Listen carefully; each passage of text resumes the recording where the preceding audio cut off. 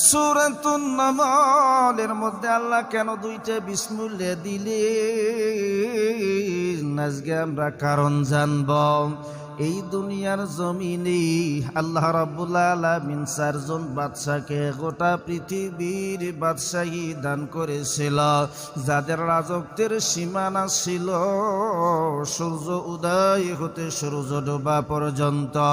এই চারজন বাদশার মধ্যে দুইজন ছিল কাফের আর দুইজন ছিল হলো মুসলমান। কাফের যেই দুইজন ছিল, একজন হলো বাদশাহ নমরুদ আর একজন হলো বাদশাহ বখতে নাসার। মুসলমান যেই দুইজন ছিল,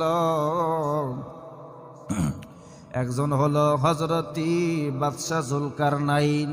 বাদশাহ জুলকারনাইনের কথা কোরআনুল কারীমের মধ্যে আছে, কিন্তু তিনি নবী ছিলেন না, তিনি ছিলেন ওলি। আল্লাহ প্রদত্ত মুজিজা পেয়েছিল একটা ঘোড়া, এক এক কদমি 12,500 কিলোমিটার পথ অতিক্রম করত। মারহাবা কোন। দুই নম্বরে হলো হযরত সুলাইমান আলাইহিস সালাম। আল্লাহ রাব্বুল আলামিন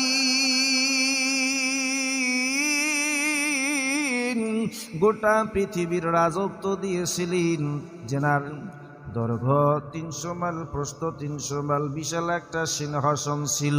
যেই সিংহাসনের মধ্যে সওয়ার হইয়া হযরত সুলাইমান আলাইহিস সালাম গোটা পৃথিবী ভ্রমণ করেছিল। মারহাবা কোন। হযরত সুলাইমান হাজার হাজার মানব দানব জিন পরিজেনার তাবিজ ছিল। এই সিংহাসনের মধ্যে সওয়ার হইয়া যদি সফর করত, আমার ভাইরা, হঠাৎ সফরের মাঝখানে একটু বিশ্রাম নেওয়ার জন্য কোথাও বসে গেলে যদি ওই বিশ্রামের জায়গায় পানির প্রয়োজন হইত, সুলাইমান নবীর দরবারে এক প্রকারের পাখি বসবাস করত। এটা হলো নাম হলো হুদহুদ পাখি। এই হুদহুদ পাখিকে তালাশ করা হতো, আর হুদহুদ পাখি আকাশে উড়াল দিয়া মাটির নিচে কোন জায়গার মধ্যে পানি আছে দেখতে পাইত। এমন চোখের পাওয়ার ছিল, আকাশে উড়াল দিয়ে মাটির নিচে কোন জায়গায় পানি আছে হুদহুদ দেখতে পাইত। হুদহুদ পাখি উপরে উড়াল দিয়ে দেখতেছে যেই জায়গায় পানি আছে, ঠোঁট দিয়ে একটা নিশানা করে দিত। আমার ভাইরা, সুলাইমান আলাইহিস সালাম এবার জিনদেরকে অর্ডার করত খনন করার জন্য, যে খনন করো, পানি বাহির করো। জিনেরা খনন করে পানি বাহির করত। ওই পানি দিয়ে সুলাইমান নবী উযু করত, খাবার দাবার